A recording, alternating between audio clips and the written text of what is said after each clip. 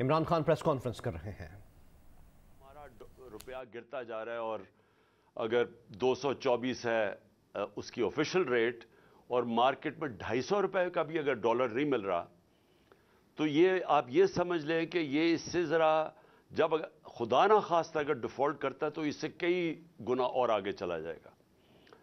اور میں یہ اس لیے اپنی قوم کے سامنے یہ بات آج کرنا چاہتا ہوں کہ یہ جو ہمارے اوپر چوروں کا ٹولہ مسلط کیا ہوا ہے ان کو اس چیز کی فکر نہیں ہے، کیونکہ ان کے جو لیڈران ہیں انہوں نے 30 سال سے اس ملک سے پیسہ چوری کر کے ملک سے باہر لے گئے ہیں۔ ان کی اربوں ڈالر کی جائیدادیں اور پراپرٹیز باہر پڑے ہوئی ہیں، اربوں روپے نہیں، اربوں ڈالرز کی ان کی پراپرٹیز باہر پڑی ہیں۔ 30 سال سے پیسہ چوری کر رہے ہیں۔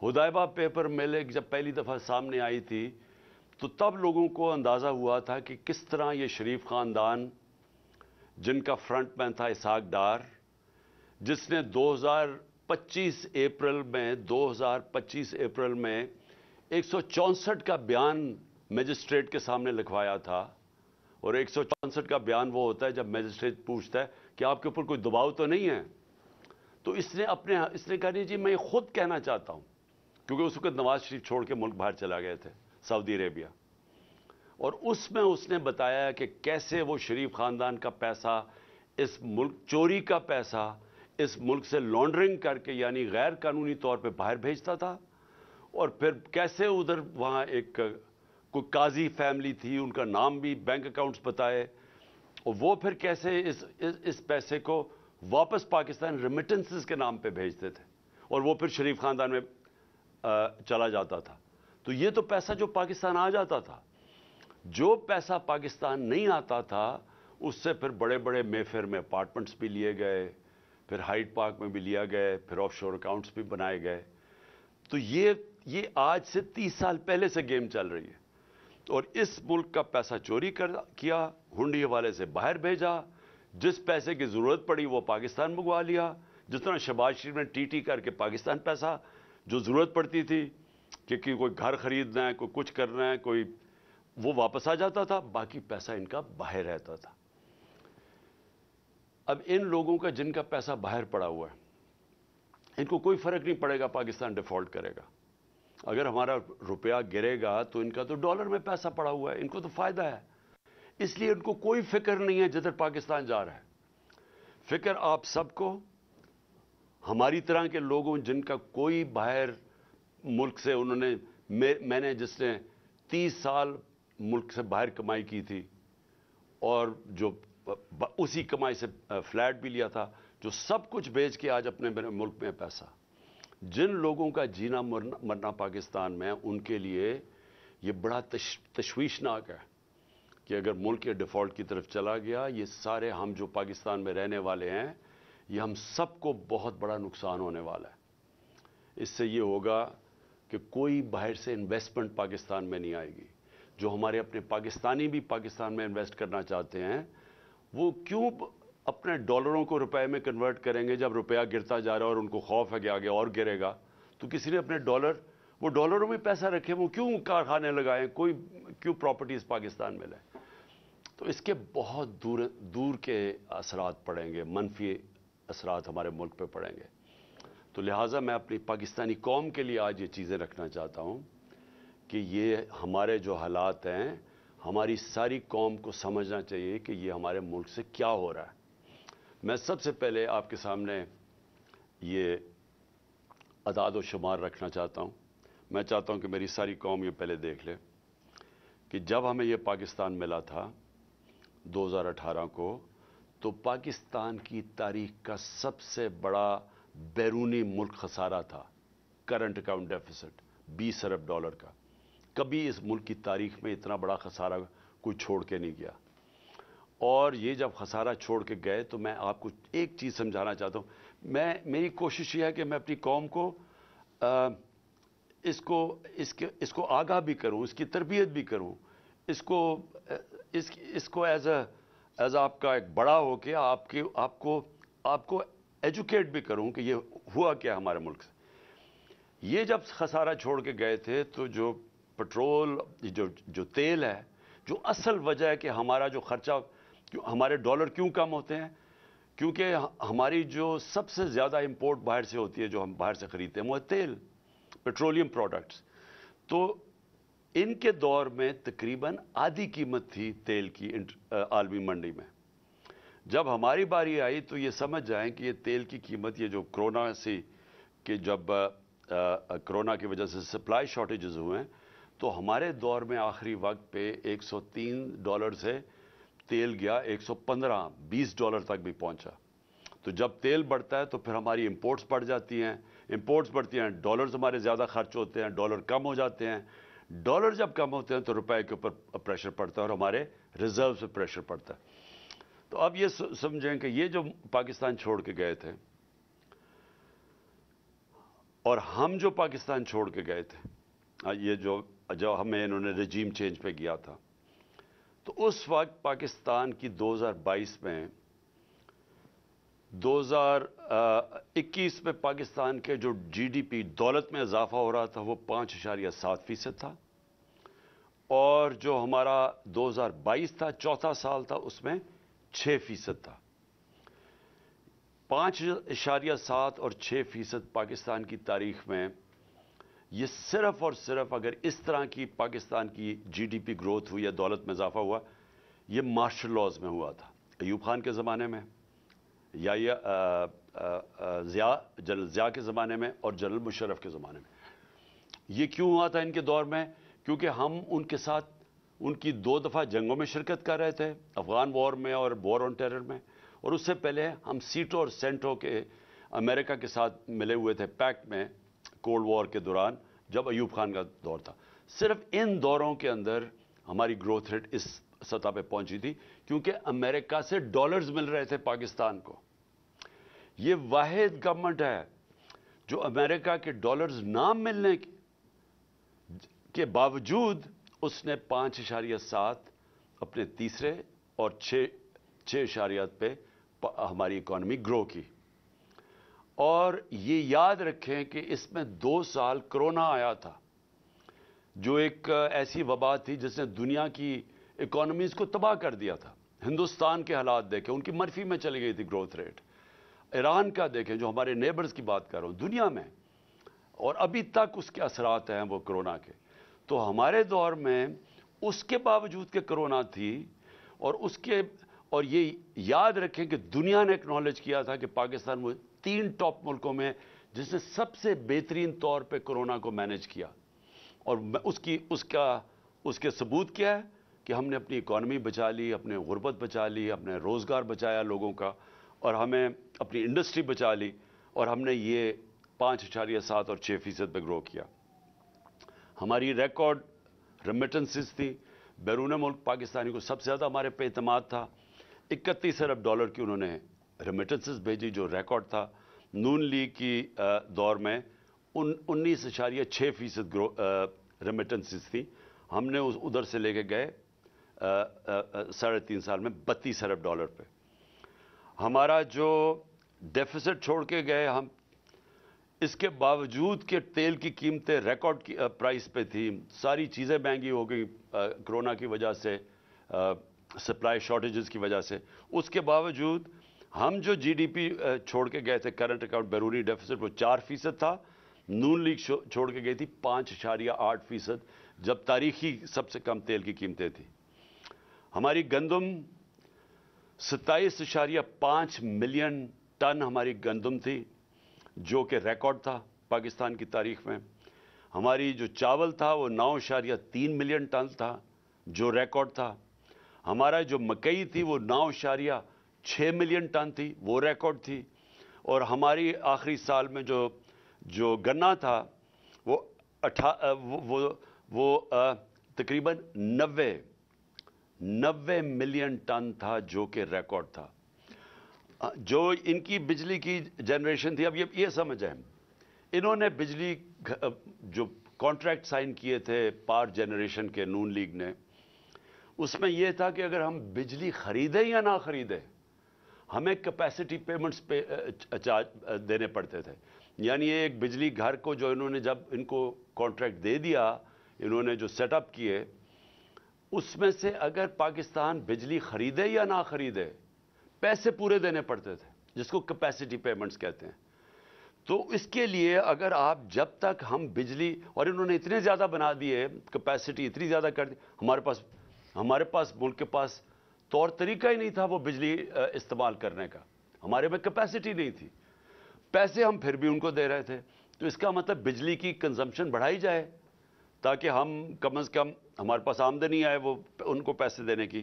تو انہوں نے 80 ملین یونٹس ان کے دور میں تھے، ہم اس کو لے کے گئے 116 ملین یونٹس پہ اپنے دور میں، بلین یونٹس میں، مطلب ارب یونٹ، 116 ارب یونٹس میں. انہوں نے کوئی اپنی اس دور میں ڈیم نہیں بنائی. ہم نے 6 ڈیمز کا شروع کیا جس میں 2 بڑی ڈیمز تھی. یہ 50 سال کے بعد ہم نے شروع کیا. ہم نے ہیلتھ کارڈ کیا جو دنیا اکنالج کرتی ہے کہ ایک لانسٹ میگزین ہے جو دنیا کی سب سے بڑی ہیلتھ ایشوز کے اوپر میگزین آتی ہے، جو سب سے ریسپیکٹڈ ہے. اس میں انہوں نے ہماری تعریف کی کہ جو پاکستان ہیلتھ کارڈ لے کے آیا ہے یہ ہمارے سے بڑے امیر ملکوں کے اندر بھی اس طرح کی لوگوں کے لیے، عوام کے لیے ہیلتھ انشورنس نہیں تھی جو ہم لے کے آئے. ہمارا جو اساس پروگرام تھا وہ انٹرنیشنلی اکنالج ہوا. وہ جو کارنل یونیورسٹی تھی انہوں نے، نہیں، اسٹینفورڈ یونیورسٹی کی ریسرچ نے کہا کہ پاکستان ایک فلائی ریاست کی طرف جا رہا ہے، جو ہمارا اساس پروگرام تھا. اور ہماری جو بلین ٹری سونامی تھی جو ہم درخت لگانے کی کیمپین شروع کی ہوئی تھی، یہ انٹرنیشنلی اکنالج کیا گیا. یہ بورس جانسن برطانیہ کے پرائم منسٹر میرا نام لے کے یونائٹڈ نیشنز میں تعریف کی کہ پاکستان ایک باقی ملکوں سے آگے نکلا ہوا ہے یہ موسم کی تبدیلی کی فائٹ کے اگینسٹ. اور اب میں آتا ہوں کہ ہوا کیا پاکستان سے. میں جو یہ آج میری پریس کانفرنس ہے اس کا مطلب، اس کا مقصد یہ ہے کہ رجیم چینج ہوا. یہ جب میں آپ کو اعداد و شمار دے رہا ہوں، یہ پاکستان کی جو اکنامک سروے آف پاکستان ہے اس میں یہ شائع ہوئے ہیں. اور میں یہ پھر سے کہوں کہ یہ اس حکومت نے شائع کیے ہیں، یہ ہمارے دور کی اکنامک سروے میں شائع نہیں ہوئے. تو یہ جو میں آپ کو دے رہا ہوں اعداد و شمار، یہ ہمارے ہر سال کی جو اکنامک سروے نکلتی ہے اس میں سے میں آپ کو فگرز دے رہا ہوں. اب دیکھیں ہوا کیا. ووٹ آف نو کانفیڈنس آ گئی.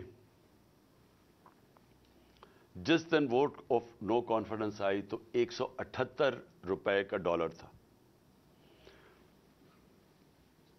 آج اوپن مارکیٹ کے اندر 250 روپے کا ڈالر نہیں مل رہا. آج آفیشل ریٹ ہے 224 روپے ڈالر کی. 250 روپے کے اندر ڈالر آج پاکستان میں نہیں مل رہا. جو بڑی امپورٹنٹ چیز آپ کے لیے سمجھیے، لارج اسکیل مینوفیکچرنگ انڈسٹری. ملک کی دولت کے اندر اضافہ کیسے ہوتا ہے؟ جب آپ کی انڈسٹری بڑھے. انڈسٹری بڑھتی ہے، روزگار ملتا ہے، آپ کے پاس چیزیں آتی ہیں لوگوں کو بیچنے کے لیے، ایکسپورٹ کرنے کے لیے. تو یہ ایک بیسک چیز ہوتی ہے جس سے ایک ملک کی دولت میں اضافہ ہوتا ہے، ویلتھ کریشن ہوتی ہے. ہمارا جو آخری مارچ کا مہینہ تھا، 27% پاکستان کی لارج اسکیل مینوفیکچرنگ میں گروتھ ہوئی، اس میں اضافہ ہوا. اور یہ کتنے سالوں کے بعد پاکستان کی انڈسٹری اسی طرح ریوائیو ہوئی. اور انڈسٹری ریوائیو ہونا آسان کام نہیں ہے، کیونکہ انڈسٹری اگر آج فیصلہ بھی آپ کریں گے، ان کو انسینٹیوز بھی دیں گے تو وہ ٹائم لگتا ہے، کیونکہ فیکٹری مشینری بنانی پڑتی ہے، امپورٹ وہ سیٹ اپ ہوتا ہے، اس کو ٹائم لگتا ہے. آپ اگر آج فیصلہ کریں، فائدہ کریں کسانوں کا، تو آج اگر اس کو انسینٹیوز دیں گے، وہ 6 مہینے 7 مہینے کے بعد وہ فصل اگائے گی. لیکن انڈسٹری بڑی دیر لگتی ہے. اس کو ختم کرنا بڑا آسان ہے، اس کو چلانا بڑا مشکل کام ہے. ہمیں 2.5 سال لگے اپنی انڈسٹری کو اٹھانے کے لیے، کیونکہ یہ جب نون لیگ گئی تھی انڈسٹری اس وقت بند ہو چکی تھی. فیصل آباد کے اندر جو فیکٹریاں تھیں ٹیکسٹائل کی، ان کو ریل اسٹیٹ کے اندر وہ بدل رہے تھے. تو اور بے روزگاری تھی.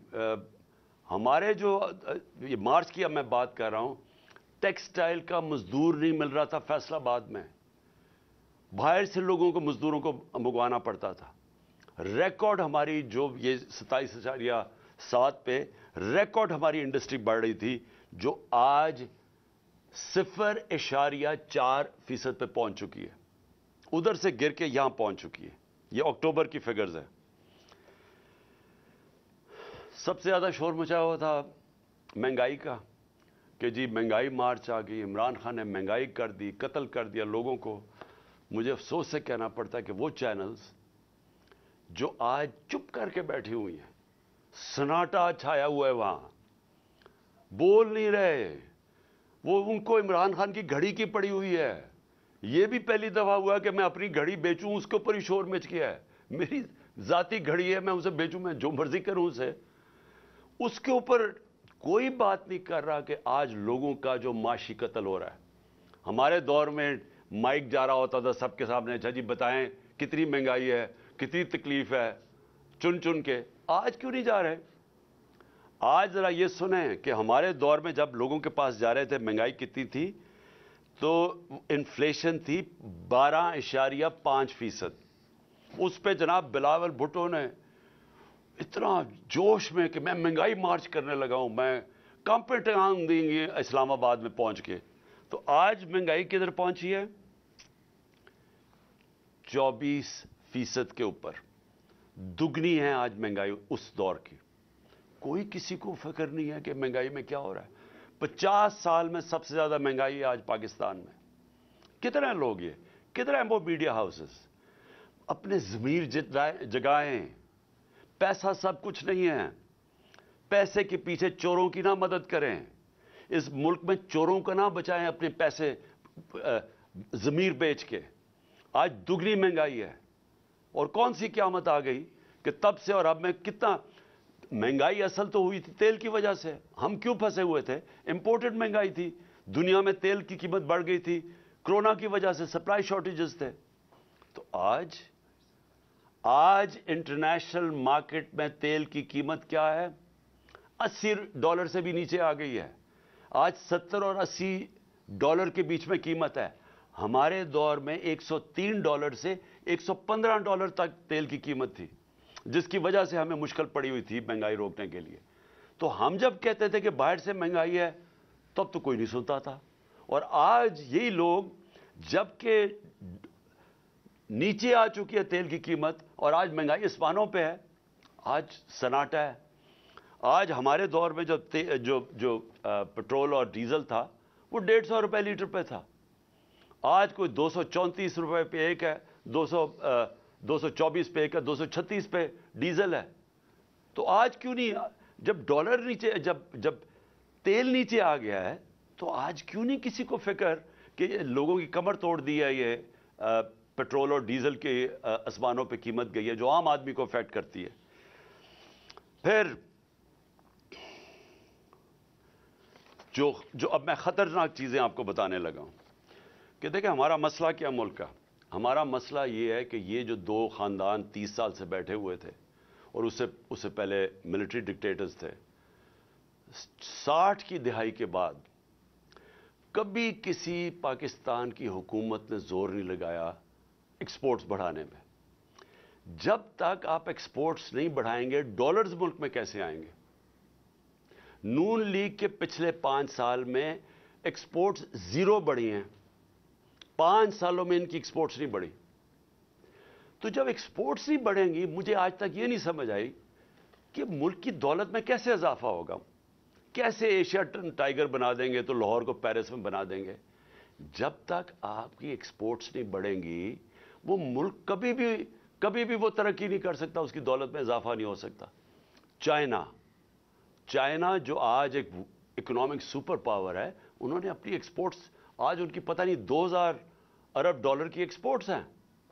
ہماری آج ایکسپورٹ جب ہمیں ملا تھا پاکستان تو $24 ارب کی ایکسپورٹس تھی، 22 کروڑ پاکستانیوں کی، اور ہمیں فخر ہے کہ ہم اس کو لے گئے $33 ارب پہ، کیونکہ وہ بھی بڑا زور لگا کے، کیونکہ کرونا تھا، کرونا کی وجہ سے دنیا بند ہوئی تھی، 2 سال تو چائنا بند رہا ہے، تو اس کے باوجود ہم $33 ارب، تو ایکسپورٹس کے اوپر کبھی کسی نے زور لگایا نہیں ہے۔ تو آج پاکستان کے اندر جو خوفناک بات کیا ہے کہ ہماری ایکسپورٹس گرنی شروع ہو گئی ہے۔ جو ہماری ایکسپورٹس بڑھ رہی تھیں اور جو ریکارڈ پہ پہنچی تھی، اور ہمارا خیال تھا کہ اگر ہم رہتے تو وہ 38,000 ارب ڈالر پہ پہنچ جانی تھی، وہ اب ہر مہینے 18% ایکسپورٹس پاکستان کی گر رہی ہیں. تو بجائے دولت میں اضافہ ہونے کے وہ نیچے آ رہا ہے. جو ہماری ریمیٹنسز ہیں، جو ہمارا جو اوورسیز پاکستانی پیسے بھیجتے ہیں، ایک تو ان کو اعتماد نہیں ہے اس حکومت پہ، دوسرا اور وہ ہے کہ ہمارا روشن ڈیجیٹل اکاؤنٹ جس میں اوورسیز پاکستانی پیسے وہ کم ہونے شروع ہو گئے ہیں. پاکستانیز نے اپنا پیسہ نکالنا شروع کر دیا اوورسیز پاکستانی نے. اور دوسرا کہ جب اتنا بڑا فرق آ جائے آفیشل ڈالر کی ریٹ میں اور مارکیٹ ریٹ میں، تو وہ تو ایک دم سیدھا ہی اس کا فرق پڑے گا ریمیٹنسز میں. تو جب ڈالر ہمارے ملک میں کم آنے شروع ہو جائیں تو اس سے سب سے بڑا سوال یہ ہوتا ہے کہ اب ہم اپنے قرضوں کی قسطیں کیسے ادا کریں گے. اگر ہم جو کوشش پوری پالیسی تھی کہ ڈالرز ہمارے بڑھیں، ریمیٹنسز بھی آئیں اور ایکسپورٹس ہماری بڑھیں جو بڑھ رہی تھی، اور پھر ہماری کوشش یہ تھی کہ آئی ٹی کی ایکسپورٹس بڑھائیں جو 75% ہم نے بڑھائی تھی، جو فیوچر ٹیکنالوجی کا ہے. اور اس کے علاوہ جو انویسٹمنٹ لے کے آنی تھی، جو ہم نے اسپیشل اکنامک زونز بنائے ہوئے تھے جدھر سے ہم نے انویسٹمنٹ لے کے آنی تھی، اور چائنا سے ہماری بڑی آگے بات چل چکی تھی. بدقسمتی سے چائنا نے 2 سال پھر سے بند ہو گیا چائنا. تو وہ چائنا آنا جانا ہی ناممکن ہو گیا، ان کی جو کوارنٹین لاز ایسے تھے. تو جو ہم نے ان سے اپنی اسپیشل اکنامک زونز میں انویسٹمنٹ کروانی تھی، اس سے بھی ہمارے ڈالر کی انٹیک بڑھانی تھی. تو اب نہ انویسٹمنٹ آ رہی ہے، ایکسپورٹس ہماری نیچے جا رہی ہیں، ریمیٹنسز ہماری نیچے جا رہی ہیں، ڈالرز ہمارے کم ہو رہے ہیں، قرضے ہمارے بڑھتے جا رہے ہیں. تو کس نے ادا کرنی ہے؟ آج جدھر پاکستان کھڑا ہے، ہم یہ کیسے قسطیں ادا کریں گے؟ اور یہ میں پھر سے اسی پہ آ گیا ہوں کہ مجھے آج کیوں خطرہ ہے، کیوں ہماری طرح کے لوگوں کو خطرہ ہے اور فکر پڑی ہوئی ہے، اور کیوں ان کو نہیں فکر. میں سب سے پوچھتا ہوں، اپنی اسٹیبلشمنٹ سے پوچھتا ہوں، اپنے ہر طبقے کے پاکستانی سے پوچھتا ہوں کہ کیا آپ کو فکر نہیں ہے کہ اب پاکستان کدھر جا رہا ہے؟ میں جب الیکشنز کی بات کرتا ہوں، میں الیکشنز کی اپنی ذات کے لیے نہیں بات کر رہا، میں تحریک انصاف کے لیے نہیں بات کر رہا. تحریک انصاف نے تو جب بھی یہ الیکشن کروائیں گے انشاءاللہ، جس طرح کی پبلک سپورٹ ہے آج پی ٹی آئی کی، پاکستان کی تاریخ میں کسی پولیٹیکل پارٹی کی نہیں تھی. چاروں صوبوں میں پارٹی پھیلی ہوئی، باقی تو 2 پارٹیز رہ گئی ہیں، چھوٹی چھوٹی پارٹیز، صوبائی پارٹیز بن گئی ہیں.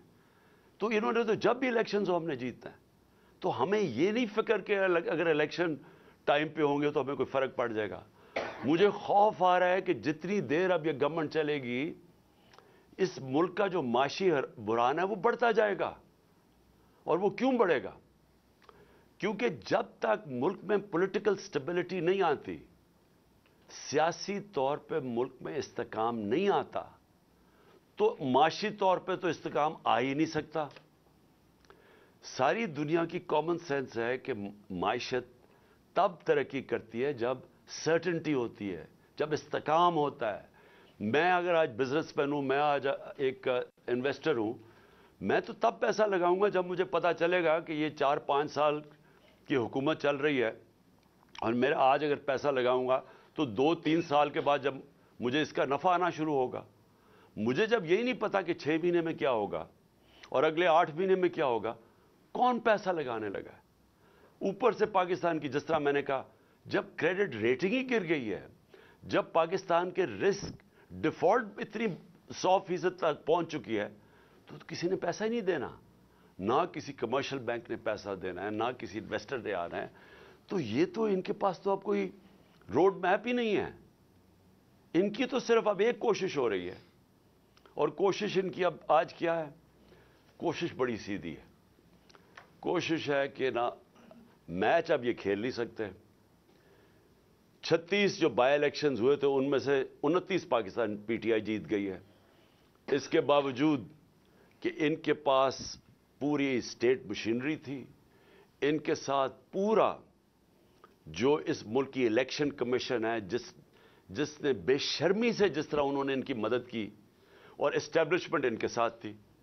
ہمیں کہا گیا تھا نا جی سلیکٹڈ ہے، تو اب تو کسی میں شک نہیں ہونا چاہیے نا کہ کون سلیکٹڈ ہے، جس کے ساتھ ان سب کے ساتھ سارے ملک کے جو بھی اس ملک کے پاور ہاؤسز تھے وہ ان کے ساتھ کھڑے تھے، اس کے باوجود 75% by elections P T I جیتی ہے۔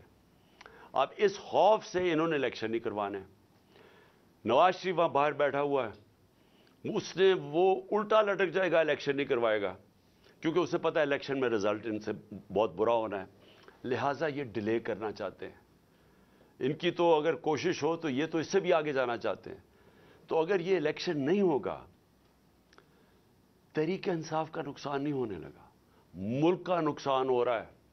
ملک جس تیزی سے نیچے جا رہا ہے، مجھے چھوڑیں، باہر کے کوئی بھی انڈیپینڈنٹ جو معیشت کے تجزیہ کار ہیں کسی سے پوچھ لیں، یہ جو موڈیز اور فچ جو کریڈٹ ریٹنگ کرتے ہیں دنیا میں ملکوں کی، کیا وہ تو ہمارے ساتھ نہیں ہیں جو کہہ رہے ہیں کہ آج پاکستان کی ریٹنگ بالکل نیچے گر چکی ہے؟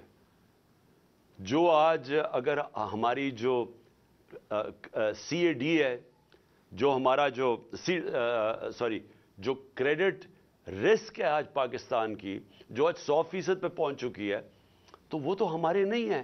اس کا مطلب ساری چیزیں بتا رہے ہیں کہ ملک جا رہا ہے اس وقت معاشی تباہی کی طرف، اور اس کو نکالے گا صرف الیکشن۔ اب یہ کیا کوشش کر رہے ہیں، میں قوم کے سامنے آخر میں یہ بات رکھنا چاہتا ہوں، ان کی کوشش کیا ہے؟ ان کی نمبر 1 کوشش یہ ہے کہ ان کے سارے کرپشن کے کیسز ختم ہوں۔ مجھے بڑے افسوس سے کہنا پڑتا ہے کہ ان کو NRO 2 دیا گیا، اور جس نے دیا ہم سب جانتے ہیں کس نے ان کو NRO 2 دیا۔ NRO 1 جنرل مشرف نے دیا، NRO 2 ادھر جو ملک کا طاقت میں تھا اس نے دیا، اور اس کی وجہ سے کیا ہوا ہے کہ سارے کرپشن کے کیسز ان کے ختم ہو رہے ہیں ایک ایک کے، اور وہ کرپشن کیسز جو ان کے دور میں بنے ہوئے تھے، یہ کیسز ہمارے دور میں نہیں، سوائے شہباز شریف کے کیسز جو ایف آئی کا کیس تھا، اور جو وہ ٹی ٹی کا کیس 24 ارب کے جو اس خاندان پہ کیسز تھے، باقی سارے کیسز ان کے پرانے کیسز تھے۔ سارے کیسز باری باری معاف ہو رہے ہیں۔ انہوں نے NRO 2 اپنے آپ کو NRO 2 جو کہ اسمبلی کے اندر قانون پاس کر کے جو نیب میں ترمیم کی ہے، اب یہ سب بچ جائیں گے، اور یہی مقصد ان کا آنے کا تھا۔ ملک کا پھر سے ان کو کوئی فکر نہیں ہے کہ ان کے پیسے باہر پڑے ہیں، تو ان کو کرپشن کے اپنے کیسز معاف کروائیں گے ایک ایک کر کے۔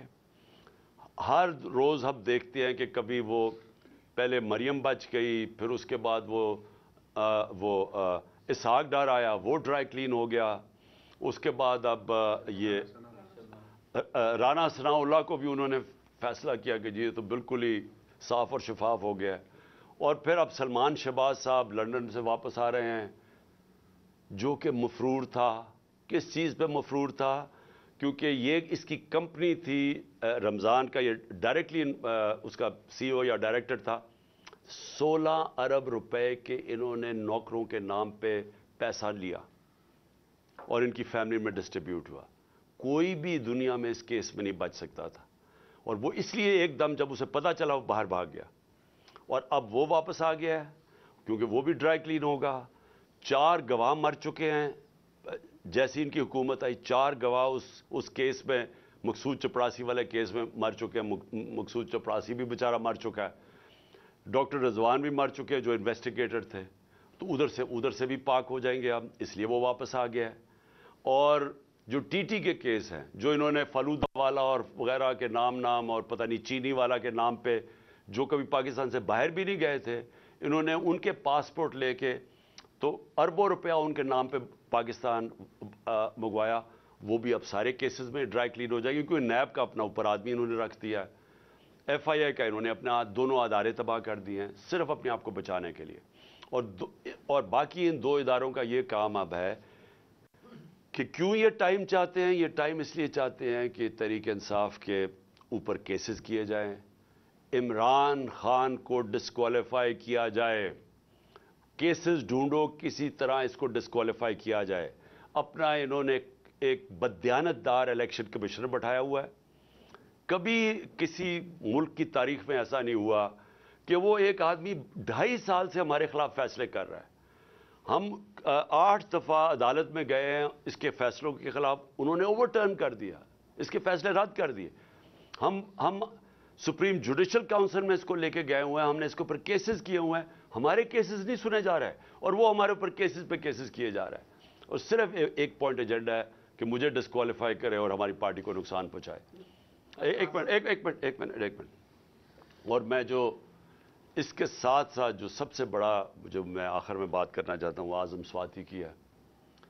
میں سمجھتا ہوں کہ ایسا میں نے اپنے ملک میں مارشل لاز میں ایسے حالات نہیں دیکھے جو اعظم سواتی سے ہو رہا ہے. اعظم سواتی کا قصور کیا تھا؟ اس نے ایک ٹویٹ کی جس نے اس نے جنرل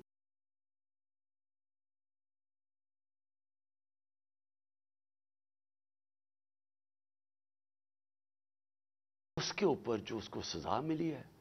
کون سے معاشرے کے اندر اس طرح کا ظلم ہوتا ہے کہ ایک سینیٹر اپنا پوائنٹ آف ویو نہیں دے سکتا؟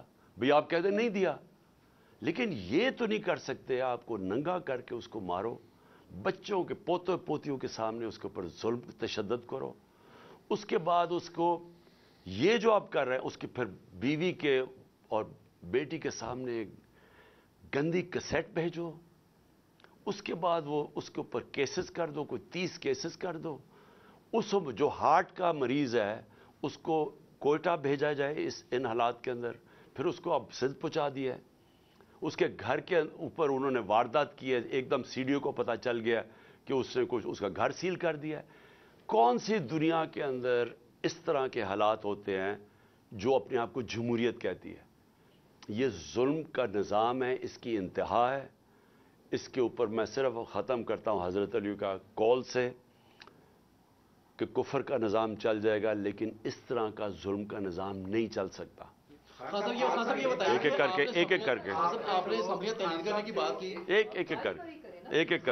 خان صاحب یہ رہنمائی فرمائیں کہ پی ڈی ایم جو ہے وہ آپ کی اسمبلیاں تحلیل کرنے کی جو اعلان ہے اس کو سنجیدہ نہیں لے رہی, نہ تو مذاکرات کی میز پر بیٹھنے کے لیے تیار ہے اور نہ ہی وفاقی اور 2 دوسری صوبائی اسمبلیاں تحلیل کرنے کی طرف آ رہی ہے. تو ایسے میں کیا آپ اپنی ہی اسمبلیاں تحلیل کر کے الیکشن میں چلے جائیں گے, یا جو آپ نے ان کو ایک وقت دیا تھا کہ یہ بیٹھ کر مذاکرات کی میز پر آئیں وہ تو سنجیدہ نہیں لے رہے؟ دیکھیں اسی کے ساتھ آپ نے یہ بات کی ہے کہ کافی الیکشن تاخیر سے کروانا چاہ رہے ہیں اور یہ بالکل نظر بھی آ رہا ہے کہ وہ بھی لیٹ کرنا چاہ رہے ہیں. خان صاحب اس پہ آپ کی پارٹی کا کیا موقف ہوگا؟ کیا آپ کوئی اگریسو موڈ کے اندر آگے آئیں گے احتجاج میں, یا جیسے ابھی آج کل ہلکا پھلکا ہلکے مختلف کانسٹیچوئنسیز کے اندر احتجاج کر رہے ہیں یہ جاری رکھیں, یا کوئی بڑی کال دینے جا رہے ہیں آپ آگے؟ دیکھیں, سب سے پہلے تو مجھے کبھی کوئی شک نہیں تھا کہ نواز شریف یا زرداری کبھی بھی الیکشنز کی طرف نہیں جائیں گے. اور کیوں مجھے شک نہیں تھا؟ کہ دونوں اس ملک کے بڑے مجرم ہیں, یہ کرپٹ لوگ ہیں, ان کو ڈر لگا ہوا ہے کہ اگر یہ الیکشنز میں ہار گئے تو ان کو ڈر یہ لگا ہوا ہے کہ اتنی محنت سے جو انہوں نے 7 مہینے میں اپنے کیسز ختم کیے ہیں یہ پھر نہ ریوائیو ہو جائیں. ان کا انٹرسٹ پاکستان کا انٹرسٹ ان کا انٹرسٹ نہیں ہے. ان کا انٹرسٹ ہے کہ پہلے کیسے چوری کرو اور پھر چوری کو بچاؤ کیسے. تو مجھے کبھی کوئی شک نہیں تھا کہ انہوں نے الیکشن نہیں ماننا. میری کوشش یہ ہے کہ اس ملک کے جو ادارے ہیں وہ اس وقت ملک کا سوچیں. یہ میں عمران خان اپنا نہیں سوچ رہا, مجھے اپنے ملک کا خوف آیا ہوا ہے. اور اگر یہ ملک خدا نہ خواستہ جس طرف تیزی سے جا رہا ہے, جو دنیا کہہ رہی ہے آپ کے ڈیفالٹ کی طرف جا رہا ہے, اگر یہ ادھر چلا گیا, اگر کسی نے مثلا یہ ہوپ کر رہے ہیں کہ آئی ایم ایف یا چائنا بیل آؤٹ کر دے گی, اگر انہوں نے نہ کیا تو یہ ملک کی جو حالات ہوں گے یہ سارا ملک افیکٹ ہوگا. ہر وہ آدمی جس کا جینا مرنا پاکستان میں وہ افیکٹ ہوگا, سوائے وہ جنہوں نے ڈالرز میں اپنے پیسے باہر رکھے ہوئے ہیں. لہٰذا میں نے جب یہ فیصلہ کیا تھا مجھے پتا تھا انہوں نے نہیں الیکشن کروانے, اس لیے ہمارا پلان پورا وہی ہے. جب میری تیاری ہوگی, میں نے آپ کو کہا دسمبر میں انشاءاللہ ہو جائے گی, میں اپنے وہی جو میں نے اناؤنس کیا اسی پہ میں چلوں گا, میں یہ اسمبلی سے نکل جاؤں گا. یہ بتائیے کہ اعظم سواتی کے خلاف اسلام آباد میں مقدمہ درج ہوتا ہے, بلوچستان میں ہوتا ہے, پھر ان کو اٹھا کر سندھ میں لے گئے ہیں. شہباز گل کے خلاف مقدمہ درج ہوئے. اس بار تو ان کے خلاف لاہور کے اندر مقدمہ درج کیا گیا جہاں پر پی ٹی آئی اور کافری کی مشترکہ حکومت ہے. ان کے خلاف جو مقدمہ درج اگر کیا خان پریس اس میں انوالو تھے اور عمران خان نے جو اب تک کی صورتحال ہے اس پر اپنی حکمت عملی، اپنا لاہ عمل، اپنا نقطہ نظر سامنے رکھا. موجودہ حکومت کو انہوں نے شدید تنقید کا نشانہ بنایا. انہوں نے کہا کہ موجودہ دور میں جو مہنگائی ہے اسے وہ شدید تنقید کا نشانہ بناتے ہیں. انہوں نے کہا کہ کسی کو مہنگائی کی نہیں، ان کی گھڑی کی پڑی ہے. جو گھڑی کا سکینڈل سامنے آیا ہے اس کے حوالے سے انہوں نے کہا کہ یہ ان کی ذاتی گھڑی ہے، وہ بیچیں جو مرضی کریں. اور ایک پوری حکمت عملی کے تحت چوروں کا ٹولہ مسلط کر دیا گیا ہے. پاکستان دیوالیہ ہو گیا تو جن لوگوں کا پیسہ باہر پڑا ہوا تھا انہیں فرق نہیں پڑے گا. پاکستان ڈیفالٹ کر جائے گا تو کوئی بیرونی سرمایہ کاری نہیں ہوگی. اپنے دور حکومت میں کچھ اعداد و شمار بھی انہوں نے سامنے رکھے. ساتھ ہی ساتھ ان کا کہنا تھا کہ مجھے ایک حکمت عملی کے تحت مقدمات میں پھنسا کر نااہل کروانے کی کوشش کی جا رہی ہے. عمران خان کا کہنا تھا کہ سب جانتے ہیں کہ ایک طاقتور نے انہیں NRO2 دیا.